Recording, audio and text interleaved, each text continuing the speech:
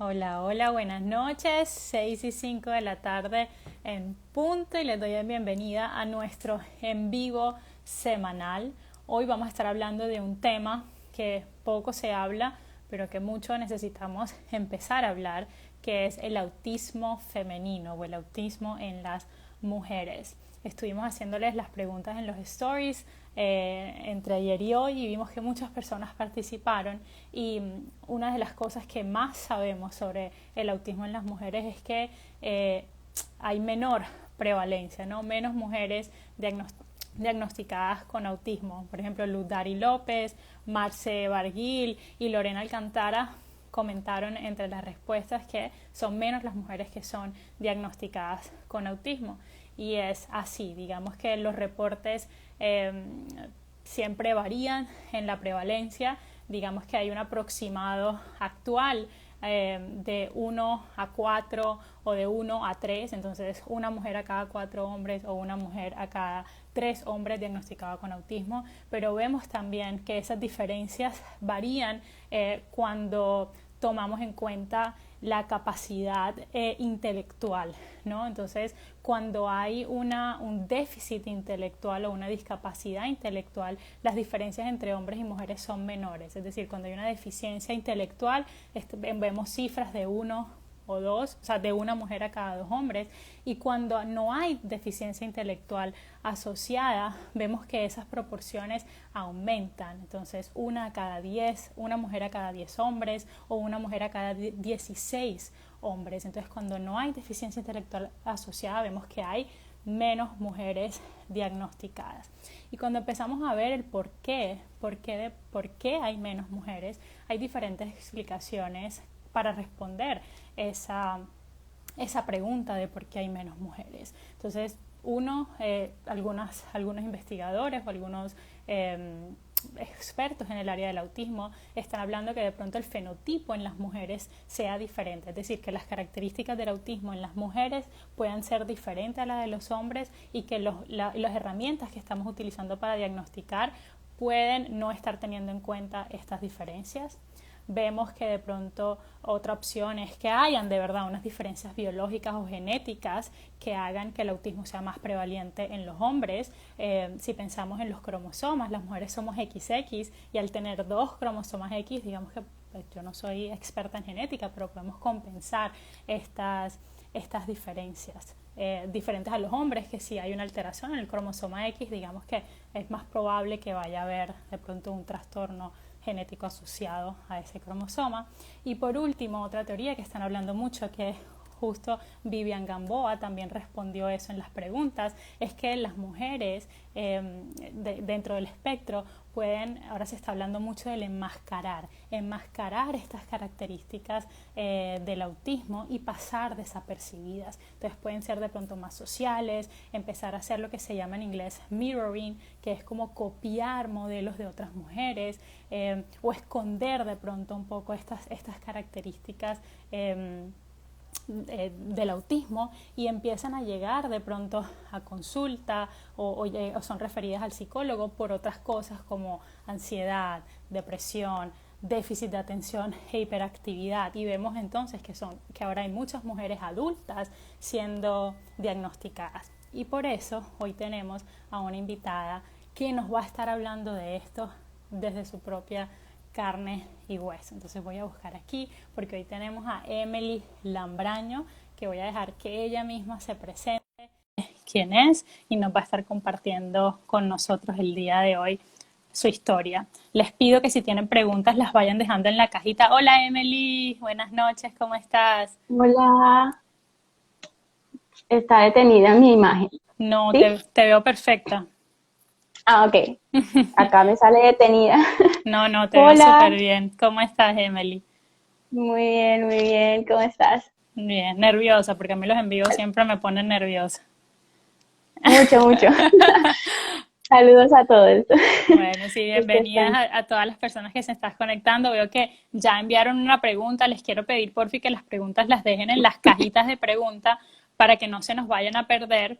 Y si no alcanzamos a responder todas sus preguntas, yo le voy a tomar una foto a todas las preguntas que dejen y las iremos contestando en los próximos días. Listo, pero para que no se pierdan las preguntas, las dejan en la cajita.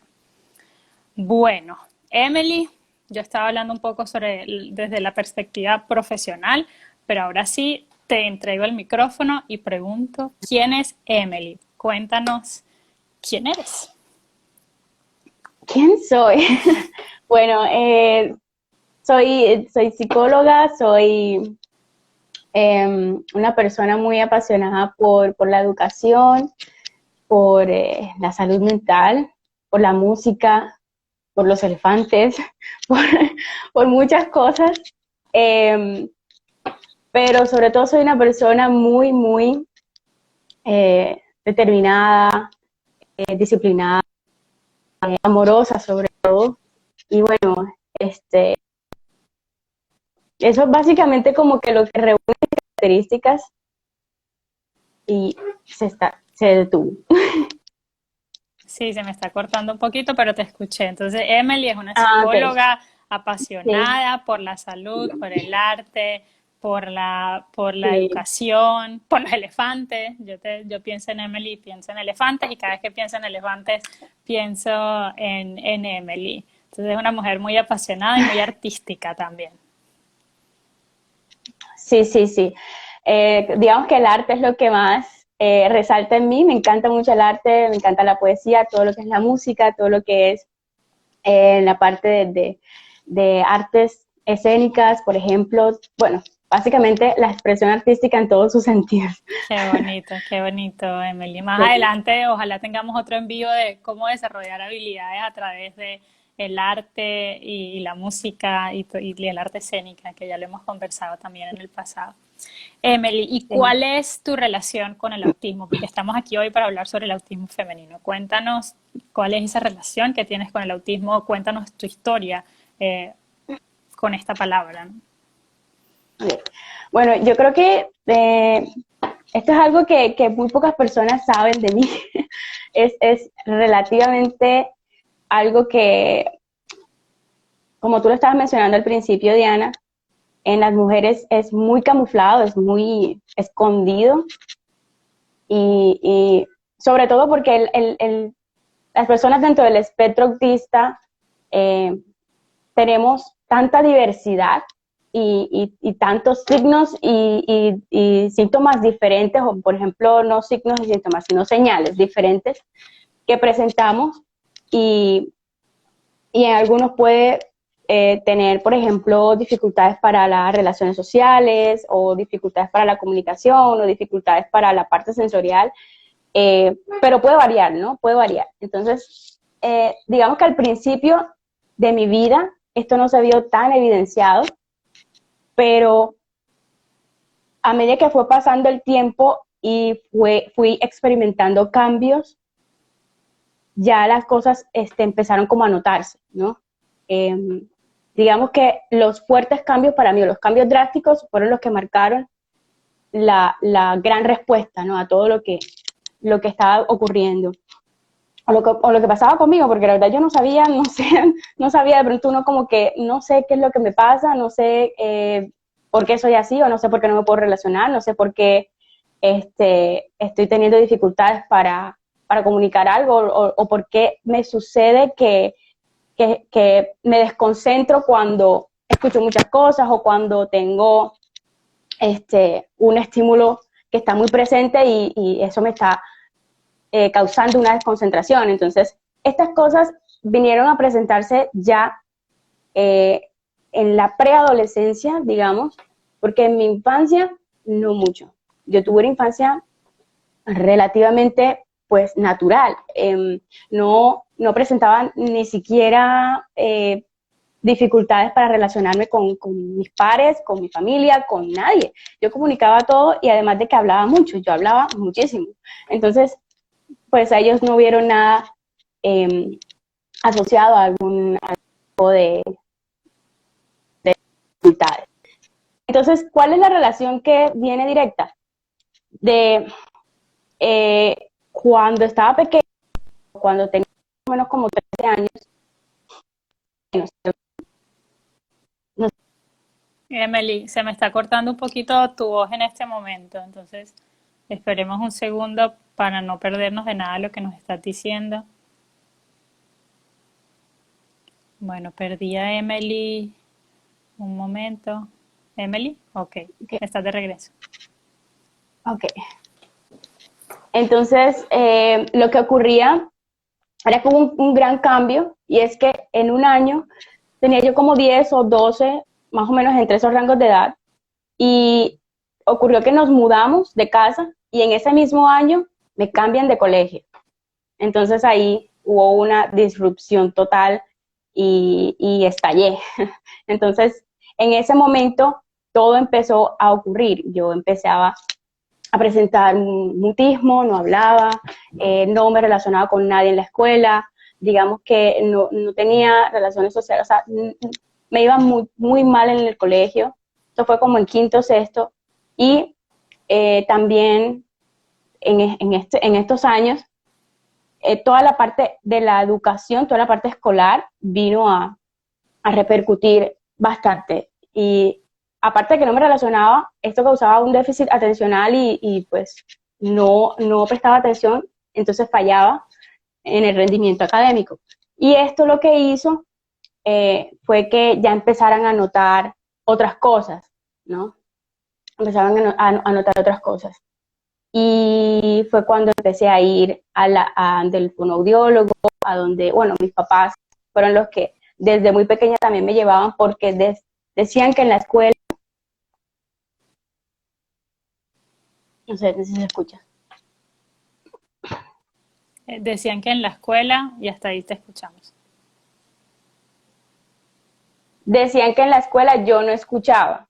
Ellos decían, no, es que a ella le dicen algo, pero no escucha, la llaman la atención por algo, pero no escucha. Entonces mis papás decidieron llevarme a un audiólogo, entonces decidieron como que intervenir de esta forma.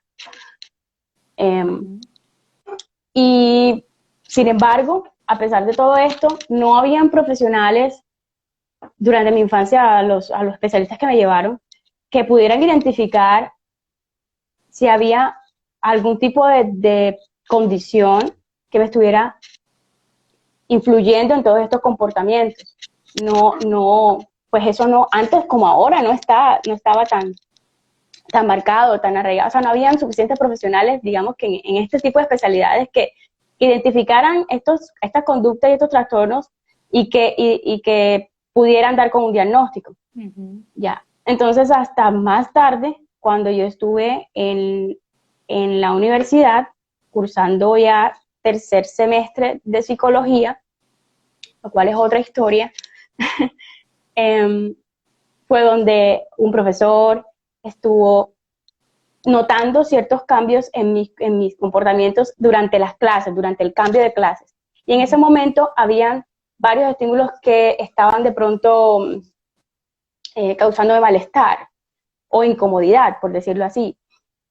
Y resulta que en la universidad estaban construyendo, entonces todo el día era el taladro o era el martillo o era, o sea, y era de la parte de atrás del salón donde me tocaba siempre, y eso afectaba mi concentración, mi atención y todo eso. Entonces yo lo que hacía era salirme de las clases y el profesor me decía, yo quiero hablar contigo porque tú estás saltándote clases muy seguido, te sales, entras otra vez y quiero saber qué pasa, vamos a hablar. Y esto, entonces empezó a hablar conmigo, me hizo una serie de cuestionarios, unas pruebas y fue ahí donde él es neuropsicólogo y bueno, él fue el que más o menos me guió por ese diagnóstico. Uh-huh. Hasta después que fui a un especialista en Barranquilla, solamente una cita, y luego entonces bueno, ya recibí el diagnóstico, ¿no? Ya aquí dije, wow, ok, ya sé qué pasa conmigo, o sea, ya sé por qué, el por qué y la razón de estos comportamientos y ya entiendo qué es lo que está pasando. Entonces, ahí fue donde vinieron las respuestas a muchas preguntas que yo también me hacía. Y ahí fue donde empezamos a guiarnos, entonces, por diferentes, o bueno, no tanto diferentes terapeutas, pero sí terapeutas que me ayudaran a manejar la ansiedad, también la depresión, también a manejar mejor la parte de la sobrecarga sensorial y esto. Pero no era como que algo, pues, que yo diga, bueno, fui a terapia y duré en terapia tanto tiempo. No fue así porque, como te lo digo nuevamente, hallar buenos especialistas que se encargan. Por ejemplo, ahora, especialistas de niños, de la infancia, tal vez de adolescentes, pero en la adultez, pues no muchos, ¿no? Entonces, como que eso lo estamos viendo y eso fue lo que influyó también en la parte de que no recibiera un buen tratamiento, tanto en mi infancia como en la adolescencia y también ahora adulta. Todo lo que yo he aprendido ha sido porque yo, durante mi carrera y en cosas también a nivel personal, o sea, yo me lo propuse, yo dije, quiero aprender a hacer tantas cosas, quiero aprender a relacionarme, yo soy sociable, entonces yo no puedo permitir que de pronto estas dificultades, o yo decía eso, yo no puedo permitir que estas dificultades me impidan a mí relacionarme como yo quiero. Entonces empecé a trabajar más en mí, empecé a trabajar mucho más en entender doble sentido, entender el sarcasmo, entender los comentarios a veces que hacen las personas para entender, ¿sabes? Ese tipo de humor que hacemos para pues relacionarnos y establecer relaciones o tener las habilidades sociales satisfactorias dentro de mi rango de edad o lo que se considera. Emily, Gabriela pregunta que qué diagnóstico recibiste. Ok, en el momento cuando estuve con mi profesor, me dijo, puede que tú estés dentro del espectro autista y que tengas Asperger, porque tú tienes alto rendimiento, o sea, tú tienes alto rendimiento en muchas de tus funciones, en muchas áreas de tu vida, o sea, yo veo que, me decía, yo veo que te relacionas bien con un grupo de amigos, yo tenía un grupito de amigos, pero, o sea, veo que con otros intereses, tienes marcados con los cuales te quieres relacionar. Sin embargo, noto que tienes otras dificultades. Entonces, por ejemplo, en la parte sensorial y todo esto. Entonces, todo es un cuadro, ¿no? Todo es un cuadro. Ya luego, cuando fui a terapia, creo que después de 3 años, después de ese diagnóstico, me dijeron, no, es altamente funcional. Entonces, fueron como 2, y al momento yo creo que es autismo altamente funcional. Pero igual es algo que difiere y es diverso en las personas porque, como yo siempre lo digo,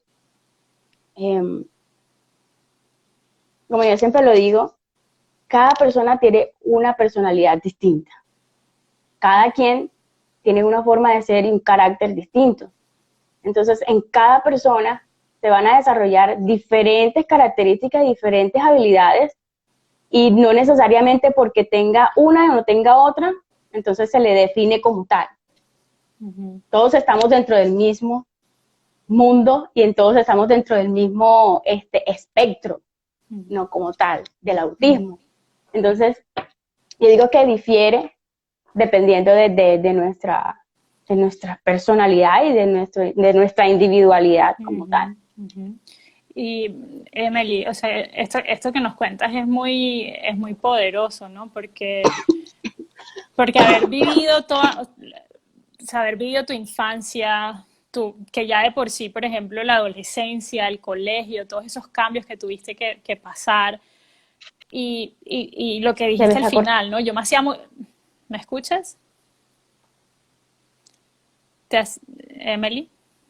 Bueno, se nos fue Emily, pero voy resumiendo un poco para las personas que van entrando. Ella nos cuenta cómo todos estos cambios le empezaron como a crear crisis, pasó de mutismo selectivo, dificultad en la socialización, cuando está después también como en la secundaria, ¿no? En el bachillerato, comenzar la universidad, todo esto iba trayendo ansiedad, iba trayendo otros síntomas, y cómo cuando le dan el diagnóstico, cuando le dicen, mira, tú cumples algunas características para estar dentro del trastorno del espectro autista o dentro de la condición autista, esto quiere decir que tu cerebro funciona o está conectado de maneras diferentes a la de otras personas, y eso puede explicar el por qué a ti te molestan los sonidos, a ti te cuesta relacionarte con personas, tienes estos intereses tan marcados en algunas áreas, como ahorita ya nos contaba el elefante, y por eso ese ser tan determinada o querer ser tan perfeccionista en todas las cosas que ella hace, le da como unas respuestas a todas estas preguntas que ella se venía haciendo,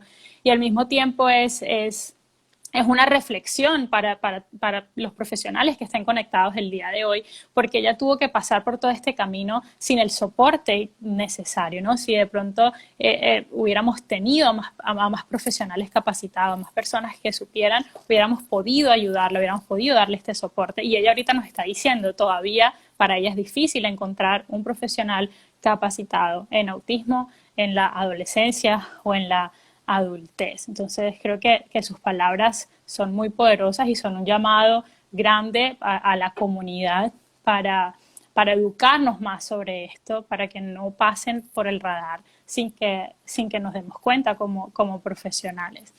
Emily, y entonces, o sea, nos cuentas sobre esto, los cambios, el romper las rutinas. Hace poco hablábamos y estábamos agendando reuniones en las tardes, y ella me dijo, Diana, te pido que si me lo vas a cambiar a la mañana, me avises con mucho tiempo, porque para mí es difícil estos cambios. Entonces, el ya saberlo y el haberlo identificado, mira que te permite crear estas estrategias como hasta para avisarle a la gente, ¿no? Diana, me tienes que avisar con tiempo. Antes, cuando no sabías que a ti te costaban los cambios, simplemente tú reaccionabas ante los cambios, no podías hacer nada al respecto, no era más reactivo. Ahora puedes tener una serie de acciones que te permitan prevenir eso, ¿no?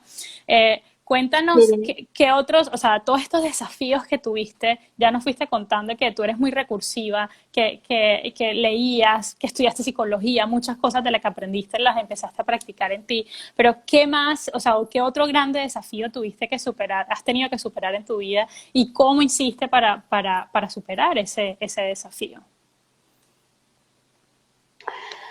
Bueno, la parte académica ha sido un gran desafío. Siempre, siempre, siempre. También lo está haciendo ahora. Sí, ahora que me estoy entrenando en técnico de ABA, ¿no? Es un gran desafío porque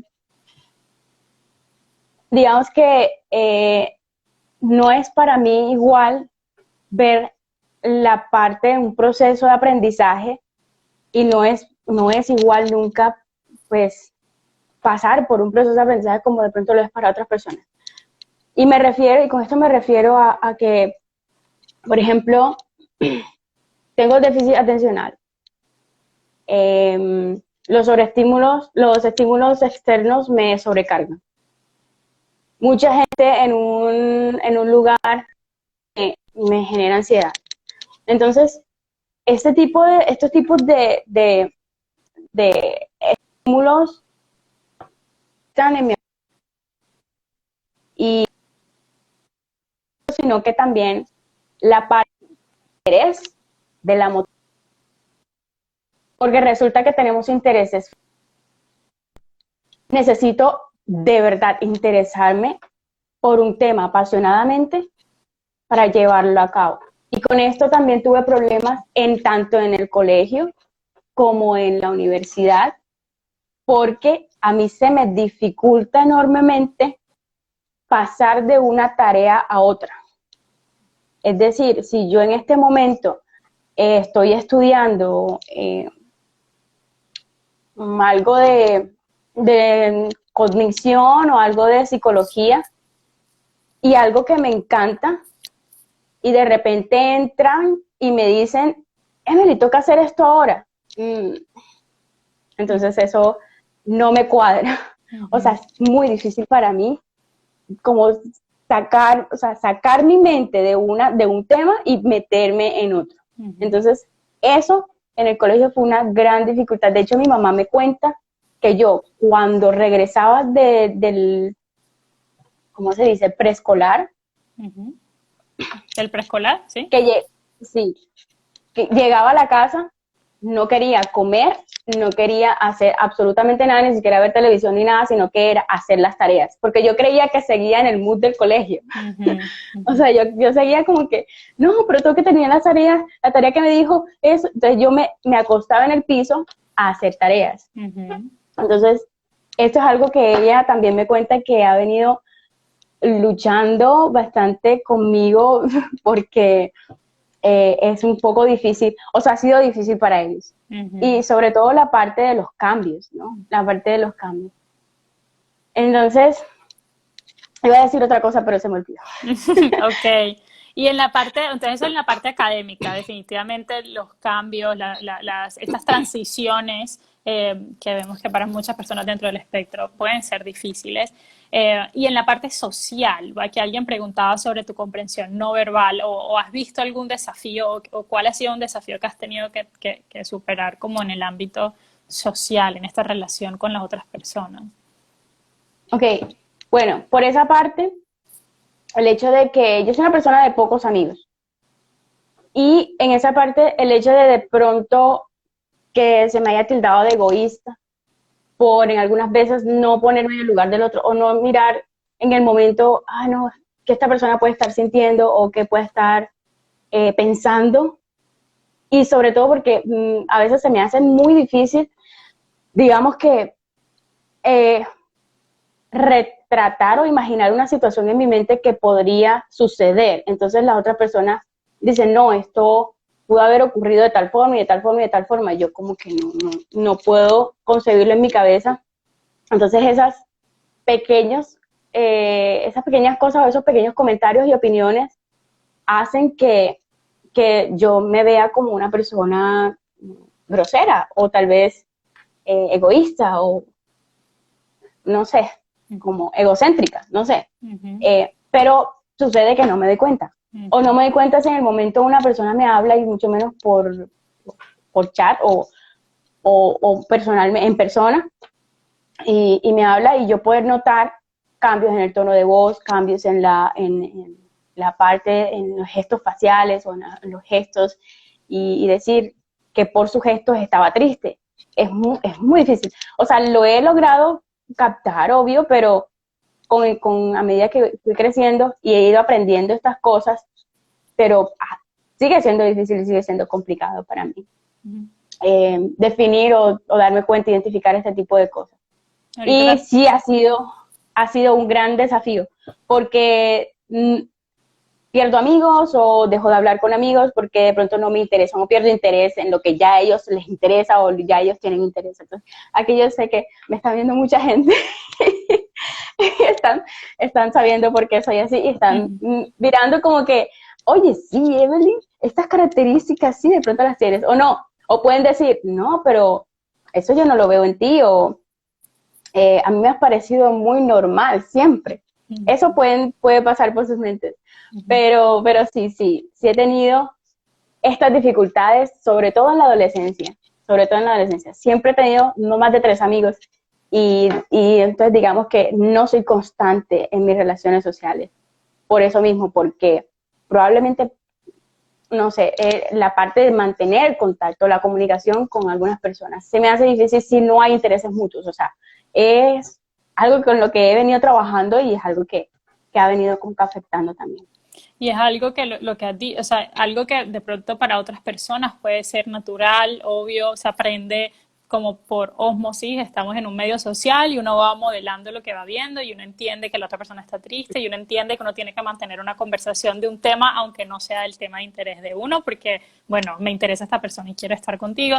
Para ti no ha sido tan natural, tú has tenido que esforzarte en entender, en navegar estas reglas sociales y eso de pronto el no haber tenido estas habilidades es lo que ha dificultado lo que dijiste ahorita, ¿no? El poder mantener amistades en el tiempo. que es algo que vemos mucho en los relatos de los adultos dentro del espectro, que les cuesta mantener amistades. Y de nuevo un llamado para las familias y para los profesionales de estos son cosas que debemos estar haciendo en nuestras intervenciones, darles estas herramientas para que cuando lleguen a la adolescencia, para que cuando lleguen a la adultez, puedan crear estos vínculos sociales que son al final los que nos permite tener una calidad de vida. Entonces, que estemos trabajando en todas estas habilidades de comunicación y en todas estas habilidades sociales que son las que te van a permitir ser exitosa en la vida humana, que es una vida 100% social. Emily, ¿y cómo, yo te preguntaba ahorita, como personas, o sea, personas en tu vida que hayan hecho una diferencia, que de pronto te hayan ayudado, porque ahorita mencionas el que tú misma tuviste que aprender, que tuviste que estudiar, que tuviste que esforzarte. ¿Te tocó todo el tiempo sola? ¿Hubo alguien que te haya ayudado? ¿O cómo has hecho? Pues apoyos he recibido de mis padres ya después de que hubieron, o sea, varias charlas, conversaciones e intervenciones también en las terapias en algún momento, pero sobre todo por otros trastornos y otras dificultades. Por ejemplo, en el lapsus que sufría mucho de ansiedad, digamos que ellos apoyaron mucho esa parte. Depresión también al final de mi carrera, porque entré como en una depresión por, en una prácticas profesionales, me sentía que no podía rendir porque me estaban exigiendo demasiado y yo me sentía muy mal porque decía, esto está afectándome, siento que no soy suficiente o no puedo o algo pasa en mi cabeza porque no estoy rindiendo, no estoy entregando las cosas a tiempo o no estoy haciendo lo que de verdad me están pidiendo. ¿Qué me pasa? O sea, ahí de verdad estaba como en un limbo y quien me apoyó en ese momento fue mi decana de la facultad, la decana. Ella me vio y me dijo que yo le echaba la culpa al mundo. Entonces, todos, o sea, yo decía, no es por mí, tiene que ser esta, porque ella es la que me exige y es mi jefa y ella es la que me... Pero entonces ella me puso en un espejo y me dijo, pero deja por un momento de pensar en lo que los demás están afectando tu vida y ponte a pensar en lo que tú estás, en lo que pasa contigo, en lo que está pasando adentro. ¿Qué es lo que estás haciendo tú y por qué te está afectando eso? ¿Por qué te está afectando esa persona que tú no rindes de la manera que tú quieres rendir?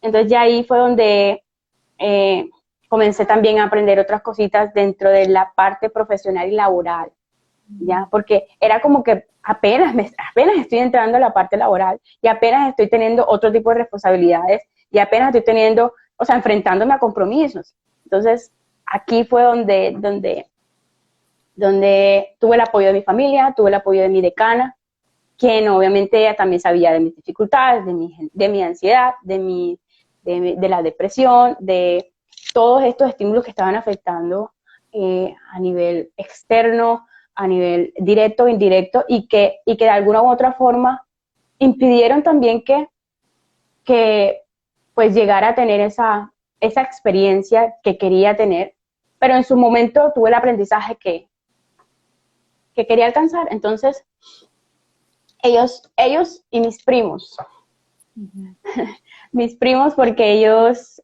formaron gran parte de mi crianza. Yo soy hija única, entonces ellos fueron como mis hermanos. Desde muy pequeña saben cómo soy, desde muy pequeña saben quién es la Emily real, la Emily que le gusta ser sociable, la Emily que le gusta ser espontánea, que disfruta de la música, de bailar, de ir a fiestas, de esto, pero que también tiene su parte que, ok, ya no, ok, esto me abruma. Entonces, y que también entienden mi rigidez y que también entienden mi organización en las cosas y que también entienden, en fin, otro tipo de características. Que conocen a Entonces, la Emily verdadera y te exacto. aceptan como eres, maravillosa y espléndida y única. Así es. Y única, así es. Entonces, digamos que ellos fueron los que, toda la familia, ellos fueron los que hicieron parte de este apoyo y de que yo lograra también alcanzar y tener otras herramientas que me permitieran tener una vida funcional, y de que tuviera este tipo de inclusión dentro de la parte laboral, dentro de la parte pues académica también y social. Y creo que ese es otro llamado muy importante, ¿no? Porque ahorita al comienzo hablabas de tu diagnóstico y es una palabra que utilizamos mucho, ¿no? Funcionamiento alto, funcionamiento bajo, muy funcional. Y algo que hemos visto mucho también de los relatos, y bueno, y con tu relato, lo que nos estás contando, es que a veces por decir que es de alto funcionamiento, creemos que no necesitan soporte, ¿no? Creemos que, bueno, no necesitan servicios, no necesitan modificaciones, porque mírala, estudió psicología, puede hacer una práctica, tiene un trabajo, quiere seguir estudiando, etcétera, etcétera. Pero tú nos estás demostrando que igual necesitas ciertos soportes, ¿no? Necesitas ayuda para algunas cosas y que el hecho que de pronto tu capacidad intelectual no esté afectada, porque la mantiene y puedes hasta sobresalir a otras personas que no tengan un diagnóstico, sí necesitas soportes en otras áreas, necesitas ayuda con las transiciones, necesitas ayuda en entender la interacción social, necesitas un sistema de educación adaptado a tus necesidades. Que te permitan de verdad poder potencializar tu aprendizaje dentro de este ambiente educativo. Y eso es otro llamado muy grande, de nuevo, para los padres y para las escuelas y los colegios, y que por eso creo que te apasiona tanto. Creo que es un tema que seguro te apasiona porque lo viviste con carne propia, sabías que necesitabas una forma de aprender diferente y que probablemente no la recibiste, y estás empeñada en que las próximas generaciones reciban esta educación que de verdad se amolde a las necesidades individuales. Y estoy hablando por ti, no sé si eso haga parte de por qué estás tan empeñada y apasionada en la No, educación. sí, sí, no, tienes razón, es algo que a mí me apasiona mucho en la parte educativa, de entender de que aprendemos de formas diferentes y que tenemos estilos de aprendizaje tan variados como personalidades, por ejemplo, Uh -huh. o como gustos, por ejemplo. Y de eso que dices es muy importante, de que, por ejemplo, sí, yo tuve esta alta funcionalidad, como lo podemos decir y llamar, pero nuestro reto también está en ayudar a otros a que alcancen también ese tipo de funcionalidades y que sean parte de generar logros que si yo pude haber, yo creo que también otros pueden, o sea, lo creo firmemente. Entonces, cuando yo tuve mi diploma en mi mano, para mí eso fue un gran logro. Uh -huh. Y que yo decía, y yo lloraba porque yo decía, yo no pensé que esto iba a pasar. Uh -huh. De verdad. Y cuando estuvimos en la cena de grado con toda mi familia y di mi discurso y dije tantas dificultades que pasé, tantas cosas que viví y experimenté, que me hicieron creer y me hicieron pensar de que por ser diferente creía que no lo iba a lograr, pero aquí estoy y pude tener mi título y ahora puedo alcanzar muchas otras más cosas. Uh -huh. Y entonces, qué bonito esos logros, Emily, felicitaciones, de verdad. gracias. Emily, bueno, Sí. nos quedan como 10 o 15 minutos. Sé que es una conversación Hay que muchísimo, puede tener muchas. hay No voy muchísimo, a sí. poner las preguntas porque si la pongo te tapo, pero ya mencionaste un poco las sensibilidades, esto sensorial, pero Claudia precisamente preguntó que qué áreas te afectaban más. No sé si en 30 segundos puedes explicarnos rápidamente este procesamiento sensorial tuyo o por qué es diferente de pronto al mío. Repetir porque Ay, se nos trabó Emily.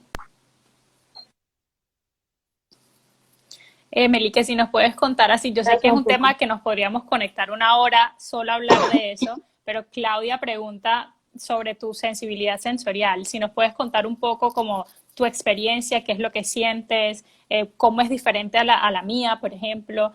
Muy resumido, porque sé que eso es un tema de una hora y en próximas semanas estaremos hablando solo sobre eso, pero tu experiencia que nos puedas compartir. Mi experiencia en la parte sensorial. Ajá. Sí. Eh, yo me vine a dar cuenta de que era muy sensible a las luces cuando empecé a ir a fiestas. Y a ver, en la parte sensorial, digamos que cuando yo he tenido crisis referentes a la ansiedad, cuando tenía crisis, lo único que me calmaba, por decirlo así, era la presión. Entonces, sentir la presión o sentir que alguien me abraza fuerte, eso aliviaba de pronto una crisis fuerte de ansiedad. La parte del gusto es algo que tengo muy marcado y realmente es algo con lo que yo estoy ahora mismo todavía luchando con mis padres. Por la alimentación, ¿no? La Otra alimentación. mamá preguntaba eso, el tema de la alimentación. Sí, y fíjate, es algo que pues también se relaciona con otro tipo de trastornos alimenticios, porque por ejemplo, hubo un tiempo en el que yo no comía para nada, pero era porque algunas texturas y algunos sabores no los soporto. Entonces, esto hace que yo evite y no coma y tenga una selección muy, muy rígida de lo que quiero comer y lo que no quiero comer. Pero yo no como cerdo, entonces no. Entonces, yo no como ciertas verduras, otras sí. Entonces, yo no como cosas que sean secas, porque no me gusta la textura de la comida seca. Entonces, eso es una pelea diaria aquí en mi casa, porque no van a cocinar exclusivamente para Emily una cosa, una comida. Entonces, sí, me ha tocado como que también ser un poquito más independiente en esa parte. Pero como tú dices, esto es un tema también muy amplio, que, por ejemplo, esto me ha traído muchas dificultades a nivel digestivo, lo cual ha traído un problema serio de salud. Me ha dado gastritis, a raíz de la gastritis me ha dado reflujo, el reflujo ha derivado a otras cosas mucho más serias. Entonces esto marca y dificulta mucho también la parte alimenticia. Entonces, digamos que es lo que también me ha afectado bastante. Y los sentidos, la parte sensorial. O sea, yo nada más tengo una sobrecarga sensorial cuando hay muchos estímulos al mismo tiempo sucediendo y en el momento me están afectando. O sea, si hay ruidos fuertes, si hay olores fuertes, si hay, bueno, olores fuertes, hay unos que tolero, otros no. O sea, es que es muy variado. Entonces, esto si se da en el mismo instante, puede que estalle o me genere bloqueo, o sea, yo me bloqueo completamente. Entonces, esto es lo que puedo decir de mi vivencia con la parte sensorial. Claro, gracias. Y de nuevo, es tu vivencia, ¿no? Sabemos que para otras personas la experiencia es diferente y bueno, y tenemos especialistas integradoras sensoriales que se dedican a hacer eso y más adelante en las próximas semanas estaremos hablando específicamente sobre eso con una especialista en el área de integración sensorial, pero es muy bueno escucharlo desde tu parte, ¿no? Porque es carne y hueso. Para mí, yo lo leo en un libro, escucho a una persona decirlo, pero pues, ver a alguien contarlo desde su experiencia y de cómo realmente se bloquea, para mí como profesional es muy poderoso porque, bueno, tengo que tener eso en cuenta cuando estoy tratando de enseñarle algo a un niño, ¿no? Porque, a un adolescente con quien esté trabajando, porque todo eso puede estar afectando a su aprendizaje. Entonces, creo que ya vamos llegando al final, Emily, y me gustaría que nos pudieras dejar unos mensajes finales primero para los padres, como que es algo que crees que es importante, que los padres deben saber, y también algo para los profesionales aquí, que es importante que debamos saber. Se me trabó, Emily, no sé si me escuchaste.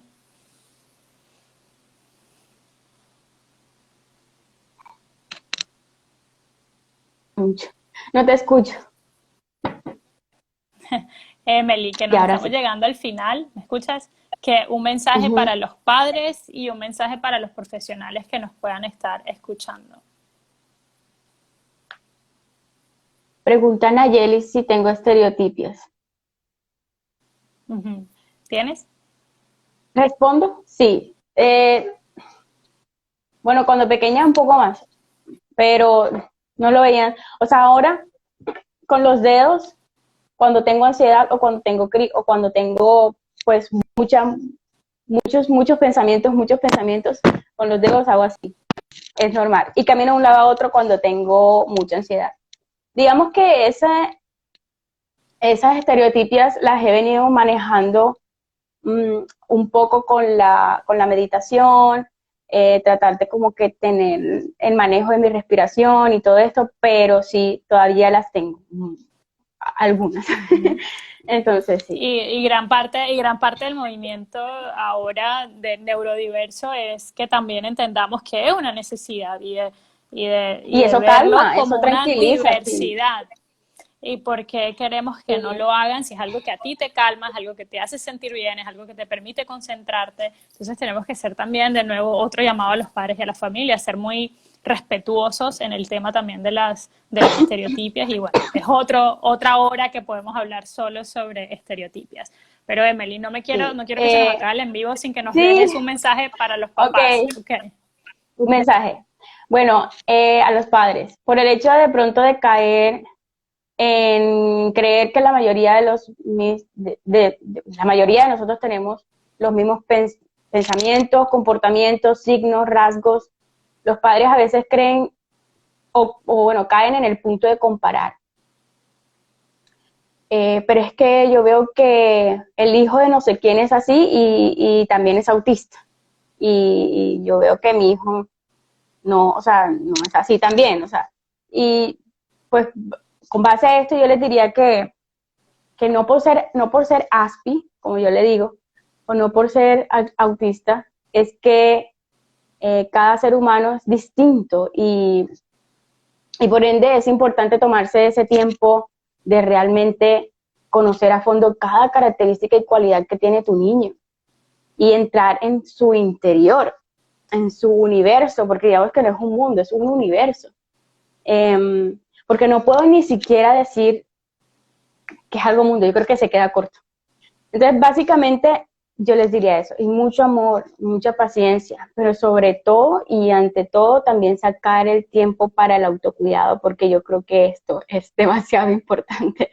No podemos pretender como que tener el 100% de atención y el cuidado de nuestros niños si no nos cuidamos a nosotros como padres, bueno, yo a los padres, si no cuidan de verdad eso. Y esto hago un llamado a la salud mental, que me encanta y también eh, la, pues la defiendo mucho, digamos que como psicóloga y en la parte de, de lo que es la salud como tal, la salud integral, de que de verdad nos cuidemos y así podamos o sea, darle a ese niño, a tu niño, lo que necesita, porque tenemos que suplir las necesidades de nosotros primero, sí, después la tuya. Entonces yo diría que eso, y mucha paciencia.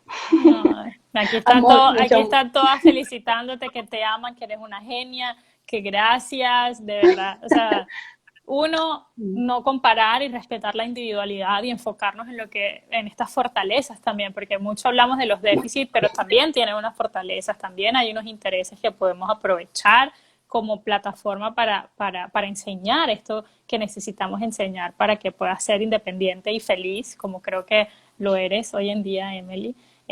Y el autocuidado que mencionas también fundamental. Y yo daba el ejemplo el otro día en un discurso de la mascarilla, ¿no? Primero pónganse la mascarilla ustedes antes de auxiliar a sus hijos, porque sabemos que la salud mental es necesaria para todo este proceso.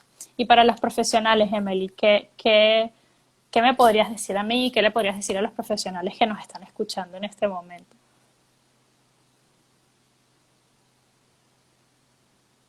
Ay, se nos volvió a trabar Emily, pero ya debe regresar.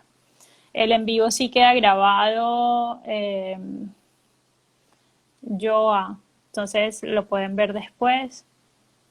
Muchas gracias, pueden seguir enviándole sus palabras que yo le dejo saber a Emily todo lo que están escribiendo. Debe ser que se le trabó el internet, pero vamos a esperar.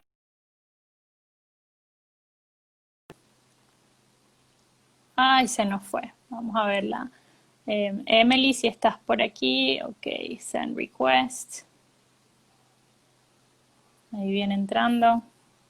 Y creo que lo que ella nos habla de la ansiedad y la depresión, vemos cómo en los adolescentes y en los adultos empieza a surgir esta ansiedad y depresión por cosas del autismo que no fueron trabajadas a tiempo. Entonces, de nuevo, para los padres y para los profesionales es un llamado a dar este soporte desde antes y a no asumir que porque son capaces, porque están en el colegio, están en la universidad, no necesitan de estos soportes extra eh, para evitar tener esta ansiedad o evitar tener esta depresión. Sí, Emily es maravillosa. Emily, no sé si nos estás escuchando, si puedes entrar, salirte y entrar, porque no quiero que nos dejes sin tus últimas palabras también para los profesionales. Aquí te veo y te estoy enviando la invitación. Vamos a esperar a ver, nos quedan 5 minuticos. Recuerden que pueden dejar sus preguntas en la cajita, que yo ahorita al final le tomo una foto y vamos a tratar de responder sus preguntas en los próximos días. Emily, si te sales y de pronto vuelves y entras, te permita, ahí viene Emily, ya di que hice esperando. Bueno, mientras los tengo, ya, llegó. Emily, hola. Hola. Palabras para los profesionales antes de que se nos quiten estos 5 minuticos. Hola Luisa, gracias.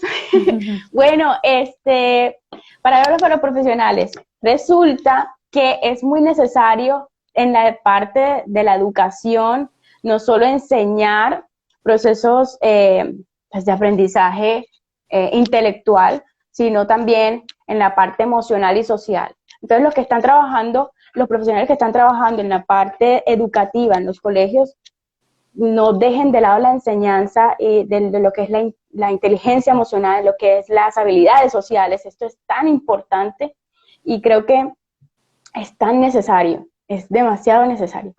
Entonces, por ese lado, a mí me hubiera gustado haber tenido alguna clase de cómo manejar mejor mis emociones o de cómo establecer mejores relaciones o de cómo llevar en práctica de verdad esos valores como la tolerancia, el respeto, porque no recibí mucho respeto en el colegio.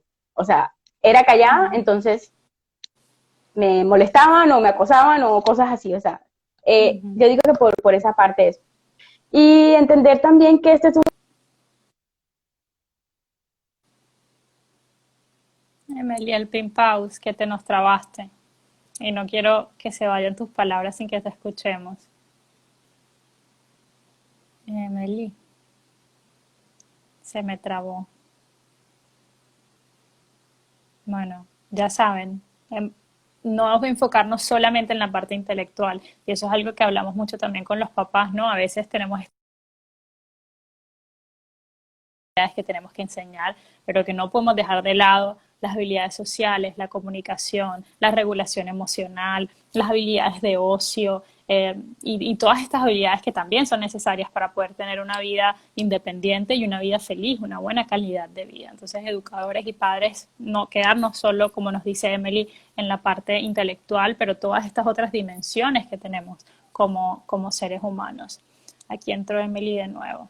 Bueno, quiero hacerles una invitación antes de que se nos acabe el envío porque quiero dejarle que ella sea la última que haga las palabras. El sábado vamos a estar unidos con Aprende y Juega Colombia, con Laura. Vamos a crear un taller para crear actividades sensoriales que pueden crear en casa, con materiales que tienen en casa. Entonces mañana van a ver una publicación donde van a ver los materiales que necesitan. Es totalmente gratuito, solo tienen que registrarse en el link que aparece en nuestro perfil. Van a recibir el link para acceder a la transmisión y Laura va a estar guiándonos en crear este material y vamos a estar dando ideas sobre habilidades que podemos desarrollar. Entonces van a ver ese link en el perfil. Aquí me parece que Emily se está conectando. Emily, no sé si me escuchas, si no. A ver. Entonces van a ver el link en el perfil para que participen, va a ser muy chévere, vamos a estar como manos a la obra creando estas 4 actividades que puedan utilizar después con sus hijos. Aquí sale que sigo esperando a Emily, nos quedan 3 minuticos. Bueno, el internet y la tecnología a veces es un poco impredecible. Yo creo que este momento, por todo lo que han escrito, lo han vivido igual que yo, ¿no? mucha información, muy bonito escucharlo desde los zapatos de Emily. Emily es una mujer maravillosa, mucho por compartir, así que les prometo también una segunda, una tercera y una cuarta parte con, con Emily. Emily me dice que está esperando que confirmes, debe ser que está teniendo fallas con el internet. Eh, bueno, voy a dejar 2 minuticos más. Si alguien tiene alguna otra pregunta que no resolvimos, voy a tomar una foto de las preguntas que han ido mandando para poderlas responder lo que haya quedado sin responder, pero por aquí estoy viendo que creo que sí alcanzamos a responder la mayoría que enviaron. Yo le estoy tomando unas fotos aquí y las responderemos en el transcurso de los próximos días. Muchas gracias a todas las personas que se conectaron. Creo que Emily está teniendo dificultades con su internet porque ya no la veo por aquí. Emily, no sé si estás. No la veo. Ahí regresó.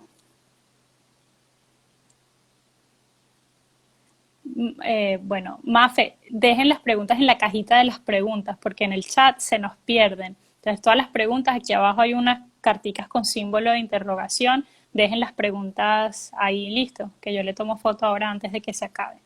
Emily está ahí, pero me dice que está esperando para que se conecte. Entonces, creo que definitivamente algo está pasando con el internet.